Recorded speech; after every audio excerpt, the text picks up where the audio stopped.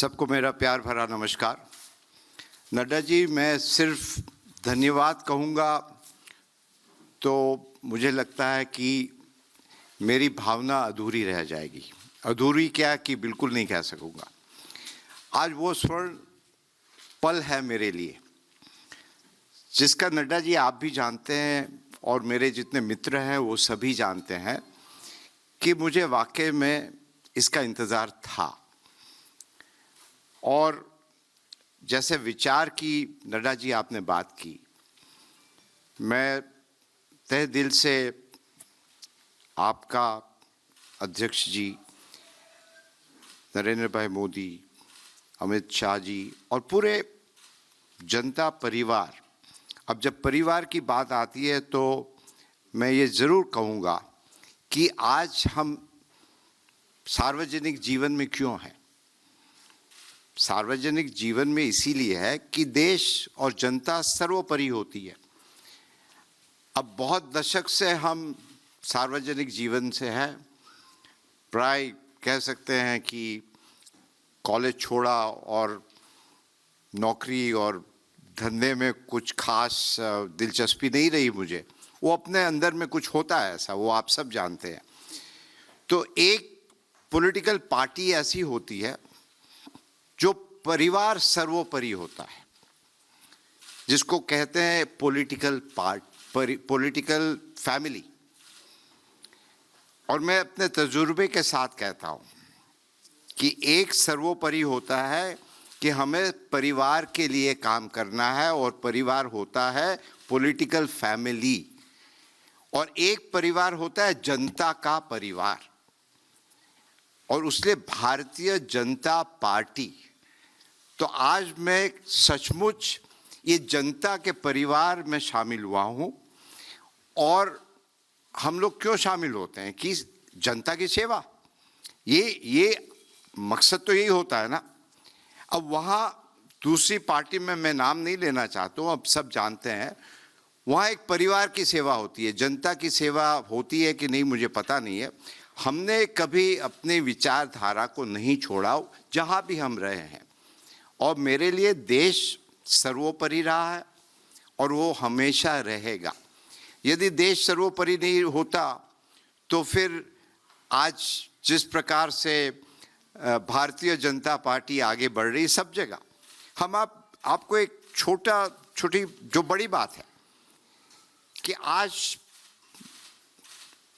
एक हमारे जो कोरोना का जो रेगुलर टेस्ट होता है, हम आपको एक उदाहरण दे रहे हैं।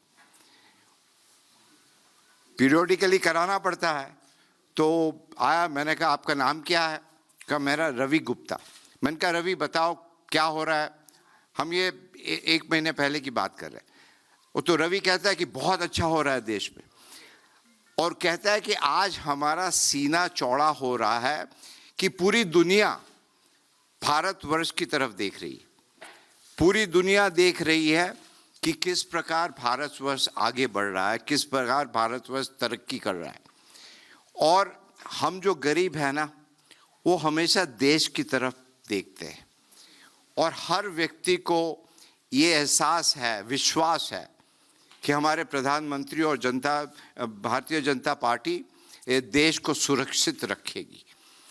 आज हम पायलट भी रहे हैं, मेरा एयरफोर्स में काफ़ी हमारे मित्र हैं। बहुत सारी अंदर की जब बात पता चलता है, वो कहते हैं कि इन दिनों ऐसे वाक़ये हुए कि हमारे पड़ोसी मुल्क वो हिंदुस्तान को बहुत सीरियसली लेने लगे हैं। वो कहने लगे हैं कि ये देश जो कहता है अब वो ही करता है।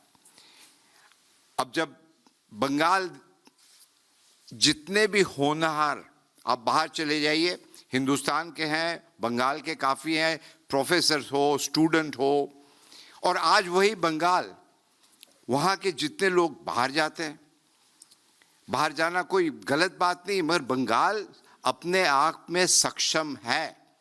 और आज ये माहौल बंगाल में है कि वहाँ के जनता मुझे कहती थी कि आप यहाँ क्या कर रहे हैं, हर जगह।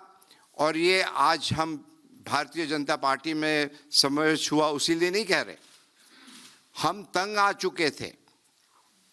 हर एक व्यक्ति, पड़ोसी हो, जान पहचान वाला हो, अनजान हो, फोन करके कहता था कि यहाँ तो आपके लोग आते हैं, मारपीट करते हैं, पैसा मांगते हैं। एक स्कूल यदि बनाना हो और स्कूल की दीवार करनी है, वहां भी चंदा देना पड़ता है, और एक नहीं, हर रोज कोई नहीं आते। इतना आतंक, इतनी हिंसा, इतना करप्शन, मतलब बंगाल है। आप एक तरफ कल्चर की बात करते हो और दूसरी तरफ हिंसा, और आपकी जो जबान होती है ये शोभा नहीं देता है। तो अंत में मैं यही कहूँगा, बंगाल का जो गौरव है वो पुनः सोनार बांग्ला जिसकी बात करते हैं, और सोनार बांग्ला क्या होता है? विचारों की Bangla. What Bengal thinks today, rest of the country thinks, or maybe the rest of the world thinks tomorrow. और आज बंगाल के लोग बहुत ही खुश हैं कि एक असली परिवर्तन होने जा रहा है। तो पुनः रूप से नरेश जी, मैं आप सबका, गोयल जी, पीयूष जी सब है, हमारे ऐसा है कि यहाँ हमारे बहुत पुराने दोस्त हैं, और हम ये समझते हैं कि राजनीति में सर्वोपरि होता है देश, और आपने मुझे मौका दिया बंगाल की जनता के लिए काम करने के लिए, देश की जनता के लिए काम करने के लिए, और मैं जैसा भी हो, जो भी हो, आदेश दीजिएगा और हम हमेशा आप जनता के साथ रहेंगे। यही कहते हुए आपका पुनः रूप से बहुत बहुत धन्यवाद। आप सभी का बहुत बहुत धन्यवाद। माननीय